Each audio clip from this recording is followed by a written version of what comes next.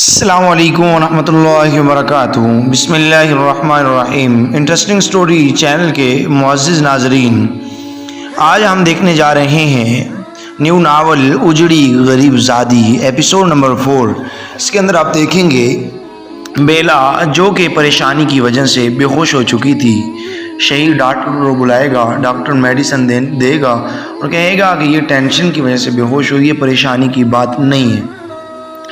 بیلا کو جب رات کو ہوش آئے گا تو اسے بھوک لگے گی، کچن میں جا کے ناشتہ بنائے گی اور ناشتہ تناول کر رہی ہوگی تو شہیر پیچھے سے آئے گا اور یہ بیٹھ کے آپس میں گپ شپ کر رہے ہوں گے۔ اسی دوران شہیر کہے گا میری تو 1 ویک کے بعد واپس جانے کی ٹکٹ تھی۔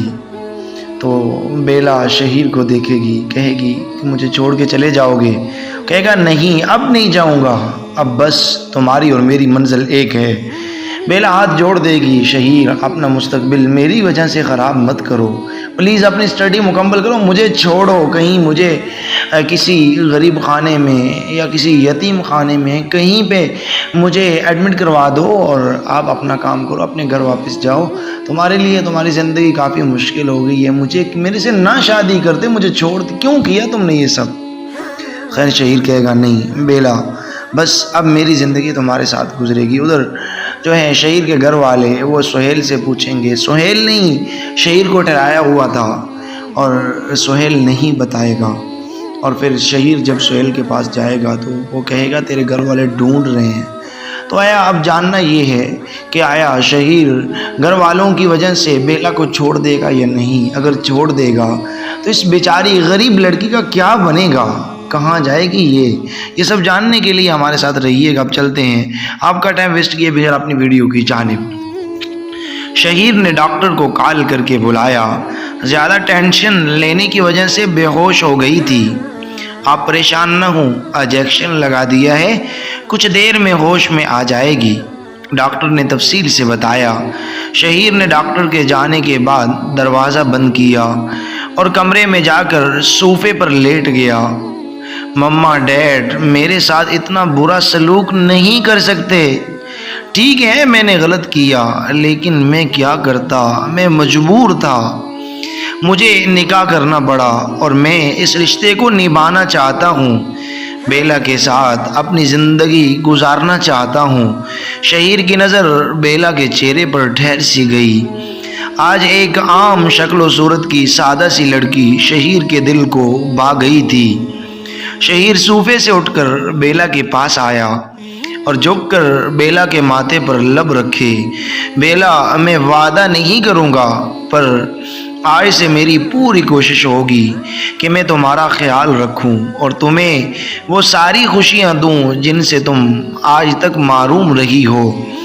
رگ رگ میں وہ سمایا، میرے دل پر وہ چھایا، مجھ میں وہ ایسے جیسے جان گیلی برسات میں پانی، جیسے کوئی کہانی، جیسے دل سے ہو دل تک جو بیان عشق، دل تیرا پرانا ہے یہ دیوانہ سمجھے نا۔ بیلا کی آنکھ کھلی تو سامنے دیوار پر لگی گھڑی رات کے 2 بجا رہی تھی۔ بیلا نے بھوک کے مارے پیٹ پر ہاتھ رکھا، بیڈ سے اٹھی تو صوفے پر شہیر سویا ہوا تھا۔ بیلا نے ایک نظر شہیر کو دیکھا، یہ تو خوابوں کے شہزادے سے بھی زیادہ حسین ہے، دودھ جیسی صاف شفاف رنگت، گہری شربتی آنکھیں، اونچا قد، بال ماتھے پر ڈالے ہوئے، وہ کسی ریاست کا شہنشاہ لگ رہا تھا۔ اسے تو کوئی بھی لڑکی مل جاتی تو پھر میں ہی کیوں نہ کرتا مجھ سے نکاح، ہونے دیتا میری بےعزتی۔ بیلا کے ذہن میں وہ ساری باتیں گھومنے لگی جو اس کی تائی اور ان کے رشتہ دار کر رہے تھے۔ بیلا نے آرام سے دروازہ کھولا اور کچن میں جا کر اپنے لیے کھانا گرم کیا اور وہیں کھڑے کھڑے کھانا کھانے لگی۔ اکیلے کھایا جا رہا ہے۔ شہیر اچانک سے بیلا کے پیچھے آ کر کھڑا ہو گیا جس سے بیلا ڈر گئی۔ آپ نے تو ڈرا ہی دیا تھا شہیر، بیلا نظریں جھکا گئی۔ سوری، آرام سے بیٹھ کر کھاؤ نا۔ شہیر نے اسے بیٹھنے کا اشارہ کیا۔ جی جی۔ بیلا جلدی سے صوفے کی طرف بھاگی۔ شہیر کے یوں پاس آنے سے وہ گھبرا گئی تھی۔ میری تو ایک ہفتے بعد واپسی کی فلائٹ تھی۔ شہیر بھی بیلا کے سامنے والے صوفے پر جا کر بیٹھ گیا۔ تو آپ چلے جائیں گے؟ نہیں، اب نہیں جاؤں گا۔ تمہیں چھوڑ کر کیسے جا سکتا ہوں؟ بس ایک بات کا افسوس رہے گا مجھے کہ میں اپنی تعلیم مکمل نہیں کر سکا۔ شہیر رونا چاہ رہا تھا۔ میری وجہ سے سب ہوا نا؟ مجھے شادی سے منع کر دینا چاہیے تھا۔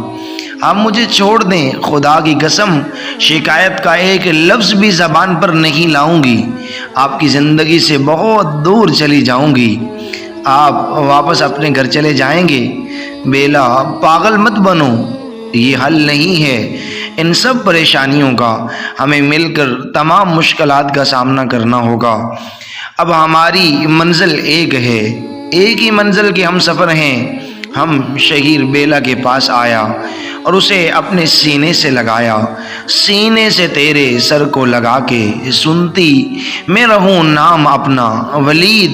ولید، مجھے میرا بچہ چاہیے۔ ولید گھر آیا تو بشرا بیگم نے رو رو کر اپنا بی پی ہائی کر لیا تھا۔ فیاض صاحب بھی پریشانی میں ادھر ادھر ٹہل رہے تھے۔ آپ فکر مت کریں، جب پیسوں کی ضرورت پڑے گی نا تو خود ہی واپس آئے گا۔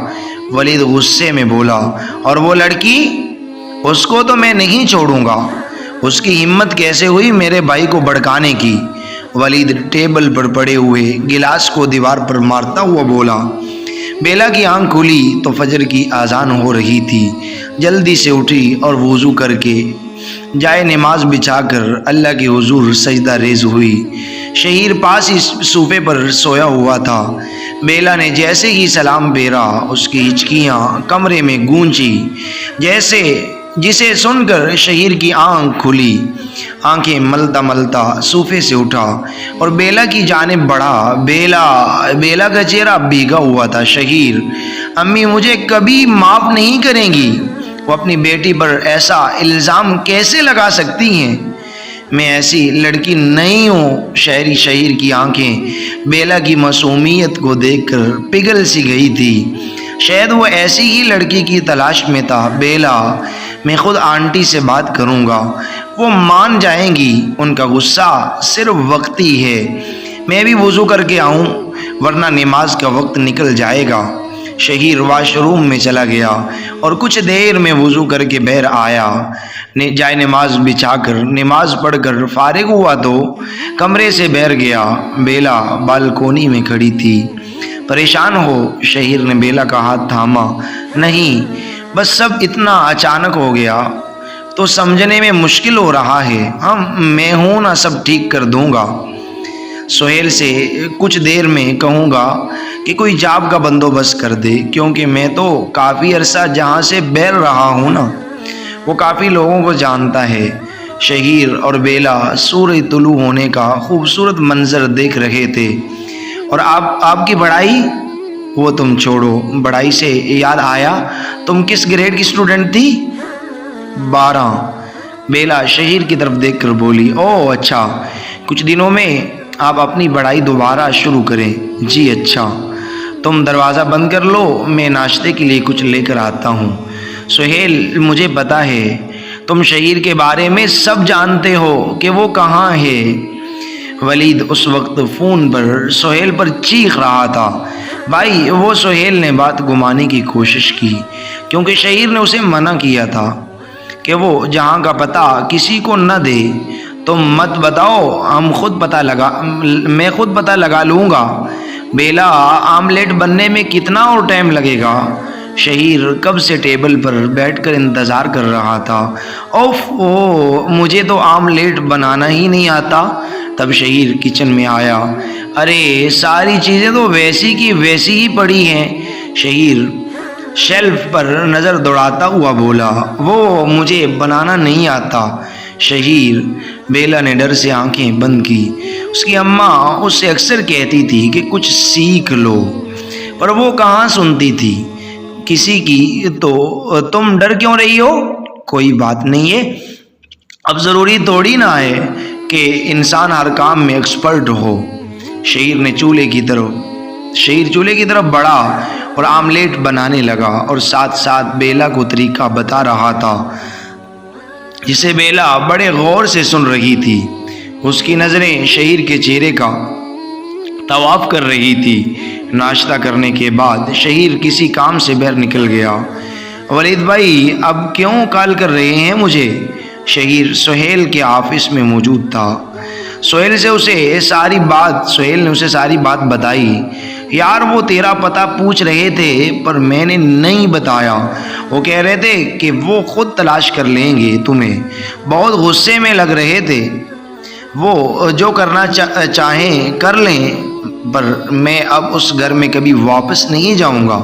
شہیر یار تو ایک بار ان کی بات تو سن لے، کیا پتا وہ بھابھی کو قبول کر لیں، سہیل نے شہیر کو سمجھایا۔ ناظرین یہ ناول ابھی تک جاری ہے۔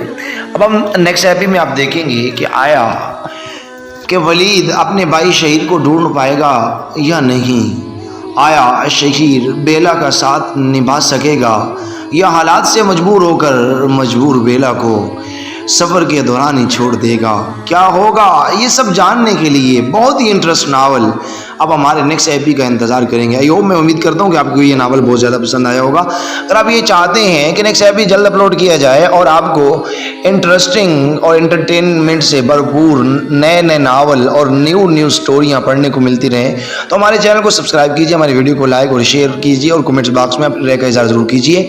نیکسٹ ایپی تک ہمیں اجازت دیجیے۔ اللہ حافظ، جزاکم اللہ خیر۔